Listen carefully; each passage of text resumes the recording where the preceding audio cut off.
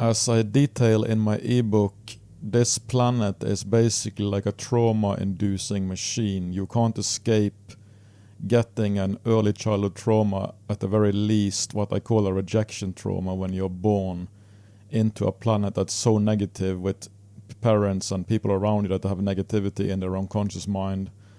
And everything that's basically below unconditional love will be interpreted by the baby, the newborn, as rejection, and this is the default trauma that everybody gets, that splits them off from the center of the center of their beingness, basically, and becomes the center of the false artificial personality altar that's installed. And if you have multiple and repeated early childhood trauma that's severe enough, you get multiple personality disorder instead of one personality like is considered normal. I talk about this in many videos, but this video I'm going to go into more detail about paranoid schizophrenia in particular, and how, because people have asked me how can they deal with this, because I talk about this in the bigger picture of things, and I'm going to do that also here and explain everything about it, because when I realized the truth about paranoid schizophrenia, and particularly the version where you hear negative voices that are trying to gaslight you into doing negative stuff all the time, that kind of schizophrenia, I know there are many versions and different people. Some people even have positive versions of it, like they have spiritual experiences because of this. Not everybody who is diagnosed with some kind of version of schizophrenia is necessarily hearing these voices, but many are. And that's the particular kind I'm going to address here, because that's the worst one, and that's the one that really bothers people, and people have asked me about, and that's one that actually I learned the truth about schizophrenia, or paranoid schizophrenia, from Jerry Marcinski. You can check his website, jerrymarcinski.com. He has a lot of articles about this. He worked with them for 35 years in prisons and in psychiatric wards. And he was able to cure some of them also with different methods that he talks about in his book. And I'm going to mention some of that here too. In the end of the video, I'm going to talk about how you can best manage, or potentially even heal or deal, or or get rid of the voices completely, potentially. I'm not going to give you false hope. I don't know if this is going to work. This is just my opinion about it, because people have asked me about it and requested this video. So please bear with me, and don't, get false hope. I'm not saying everybody can be cured. I'm not saying anybody can be cured by this. I'm just saying this is what I would advise you to do based on my understanding of what you might call the big picture, spiritual or metaphysical,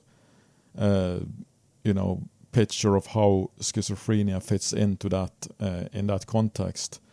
Because that's what is missing in the official explanation, which just the medical establishment just says it's basically either genetic or a combination of genetic and imbalance, chemical imbalance in the brain, that's causing these voices and so-called hallucinations. And they're not really hallucinations. I'm going to get to that, because what these people are seeing is real. They're perceiving into or blending two realities that most people cannot do.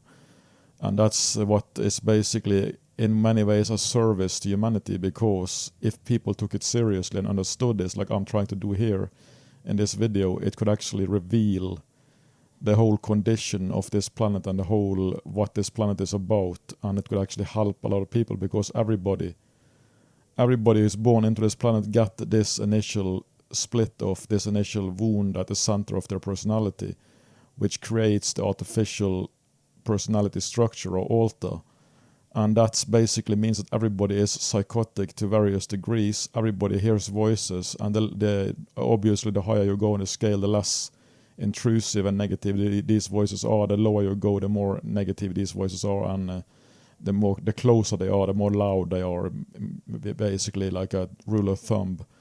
That's the whole scale of consciousness. So these voices, these are actually voice beings. You might call them voice beings, and they exist independently of us in a way, at least. I mean, we collectively are creating them, just like everything else. But the thing is, they serve a purpose. I mean, you can look at them as demons, which is what Jerry Marcinski is doing, but that's not a good idea in my opinion, because it makes them more scary than they need to be, and you don't need more fear and paranoia in your life anyway, if you already suffer from this, right? So what I suggest, you look at them as bacteria or parasites that are basically naturally occurring in the mental plane, or they interact through the mental plane. They exist on a different dimension that only schizophrenics can perceive into, and certain enlightened teachers can also see this dimension. But the point is, everybody has this deep-seated early childhood wounding in their system, and just like bacteria would be attracted to a flesh wound on your body, so these beings are attracted to the negative energies being generated continuously from having these inner traumas and early childhood traumas and woundings and whatnot that you get. And this whole setup of having a personality structure that's basically a resistance to the flow of your natural consciousness, which would be without resistance. If you reach enlightenment levels, right, then there is no more resistance. You have completed the journey, so to speak, and you have come to be complete in yourself and self-fulfilled. So this whole personality structure with the core wounding at the center is basically a big resistance to this flow of your natural consciousness, and it generates a negativity and suffering by default in the background. That's why nobody really feels fulfilled in themselves. They always need to compensate in different ways, and this varies a lot. I go into detail about all this in my ebook, but the point in this context is to understand that everybody suffers from, in a way, you could say that they suffer from a psychosis, because nobody is perceiving reality. They're perceiving projections based on what they have of this psychological makeup with this early childhood wound and woundings and traumas and everything built around or on top of that, so to speak, like a protective layers and whatnot and mechanisms. And so the voice beings are attracted to this, but it seems to me that in paranoid schizophrenics, these early childhood traumas are maybe more severe than in so-called normal people, or at least their psychological makeup from these unavoidable childhood woundings that you inherit from your parents and whatnot, and depending on how your parents treated you as a baby in the hospital, everything that happened when you were basically 0 to 3 years old. That's when the main problems are created, so to speak, the main core issues and whatnot. So it seems to me to be the case that paranoid schizophrenics have more severe early childhood traumas than what might be considered normal, and that's why they have more of a breach in their spiritual armor. Because when Jerry Marcinski was working with these schizophrenics in hospitals and in prisons, he was talking to them one-on-one, and when they had a voice attack as he was talking to them, he could feel the pressure from these voice beings, like on his aura, so to speak. He couldn't hear the voices, but he could feel the pressure from them whenever they had a massive attack, like piranha-style attack. And that teaches us something, that there is you have a spiritual armor, and having these core woundings and whatnot, if they're severe enough, or depending on how your system deals with it as you grow up, you get this breach of your spiritual armor, and that's when these voice entities, these voice beings, they can come much closer to you than they can to so-called normal people. Normal people are also surrounded by these voice beings that are feeding off of the negativity being generated by the core woundings and whatnot. And they also had the ability to gaslight and try to amplify and basically create as much negativity and suffering, or inner suffering and negativity and fear and paranoia and conflict as possible. That's why they have they have a function in that sense to do that. That's their food source, so they're trying to maximize their food source. So basically the whole planet is engulfed in these foot soldiers, this hive mind of these entities I call the collective shadow. And it's basically created from each person's individual shadows. You have like 8 billion people who have an individual negativity in their unconscious mind and whatnot, and these woundings and traumas, and that creates and generates this collective, or it necessitates the need for such a collective shadow to feed off of and break down the negative energies being generated by everything that humans are doing in negative things, and just in general having these resistances to the natural self in your system continuously creates negativity and negative energies that these beings are feeding off of. So in the long run, this collective shadow is like a balancing force. Although it wants to maximize negativity and conflict and whatnot, it's still a way for humanity to balance out their karma, because it's basically what they call the lords of karma, or archons. That's what these beings are. So all negativity being done, it doesn't just disappear unless the person forgives it. It accumulates into this collective shadow, and that creates the whole, planetary karmic situation of all the negativity we are seeing playing out and trying to balance out and work out collectively. So that's basically how the big picture of this disease or this condition works. You have a breach in your spiritual armor, and that means the voices or the voice beings can come in and much closer to you and basically be talk to you like much more clearly than it's much more subtle in so-called normal people. They get negative thoughts and whatnot, but it's more subtle and they believe it's their own thoughts. But there is no such thing as your own thoughts, really, because your thoughts, the thoughts that you attract is based on your frequency and your level of consciousness anyway. So these voice beings, they're trying to pretend to be your own thoughts. If you ask them about who they are and whatnot, they will sometimes say, we are you, or I am you. And that's the first thing you have to understand, that they are not. They are not you, and they are completely separate beings in that sense. And that should be a relief if you didn't realize that before. And when it comes to dealing with this situation or this condition, obviously the best thing you can do is to minimize the food source. So you have to start healing and integrating your shadow, which I talk about how you can do in my playlist called The Essential Teachings, and also in my ebook. And obviously also you have to never believe what the voices are saying. That's really important. You can repeat that everything they say is a lie if that helps, or you can just by default never believe a single thing they say, even if it seems positive, because they're always trying to gaslight and will eventually trap you in something negative if they try to seem positive for a while.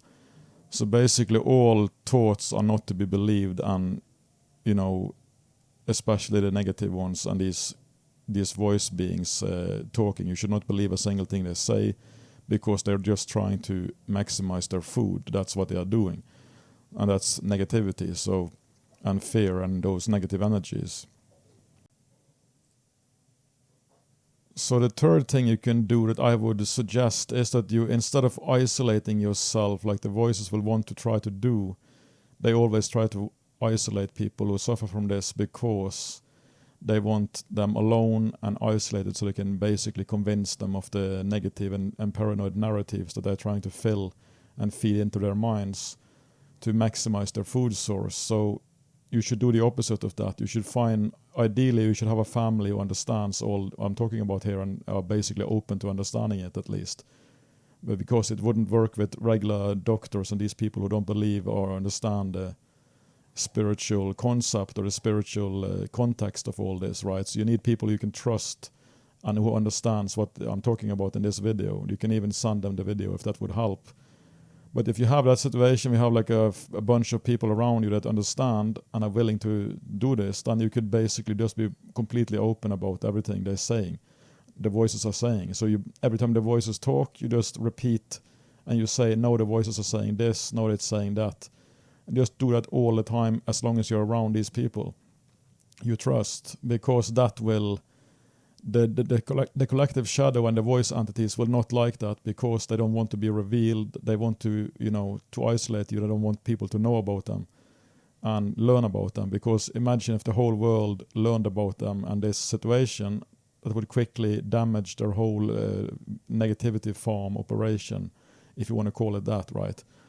So they do not want to be exposed in any way, and just doing it like that, it also take the edge off the negativity a little bit, like, and you can kind of make it into a joke. If they say negative stuff, you can just repeat it and sort of laugh it off, because it takes the edge off when you're wide open about everything, and you have people who support you in that. Then it will be much less scary in many ways also, I think. And maybe potentially it will actually scare the voices away from you. They don't want to bother you anymore, because it's not worth it for them to milk you for their food source if you reveal them too much to many people, and these kind of things. So that's just my idea, just doing the opposite of what the collective shadow wants, so to speak.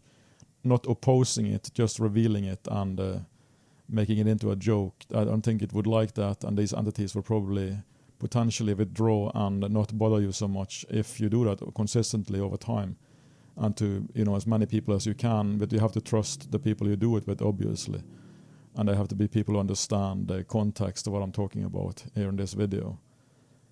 So what you could also do, which is something that this guy Jerry Marcinski used on his when he was working with prisoners and schizophrenic people in prisons and psych wards, he would use like a rubber band on their wrist, so they would snap it on their wrist repeatedly when the voices were attacking strongly, because that sort of distracted from the attack. And he also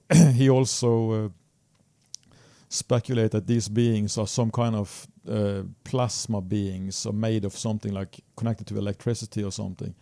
So if you make like snap a wrist, that can create a static electricity that might somehow affect the voices, or whatever. But I'm not sure if this is going to work. That's what he did, and he claims it worked pretty good.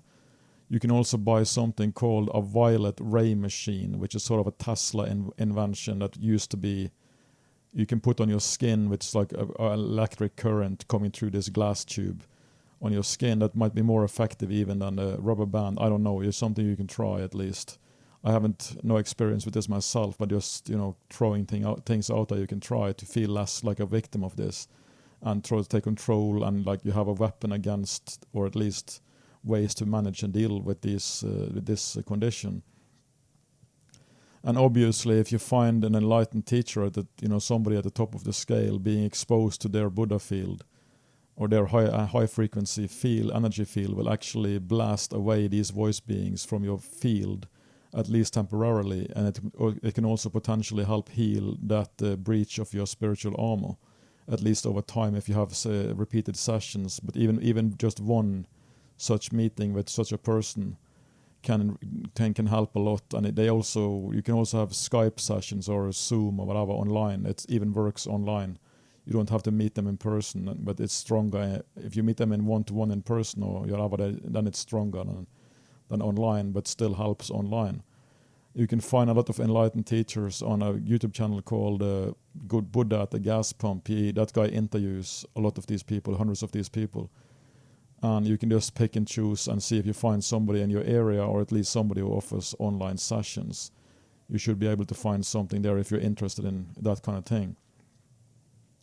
Because definitely I've seen people be completely changed from even just one meeting with such an enlightened teacher, just one exposure to that field, or him or her putting their attention on you. It's like a blast of energy on your field, and you get healed by it, and these archon or these voice entities get blasted away because they can't handle the light of awareness. They're like trolls or vampires. They're basically they explode, or they die in the light of awareness.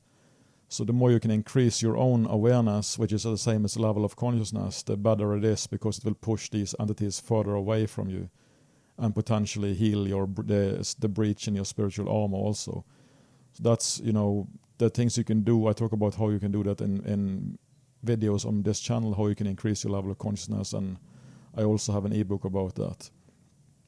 But obviously it helps to meditate regularly also, and learn to observe these voices neutrally, and don't believe anything they say, and don't buy into it, and basically send them love, because then they will act like worms in a frying pan if you send them love and don't believe in the fearful narratives they are trying to push on you and insert in your system to make you feel and generate negativity and paranoia and fear.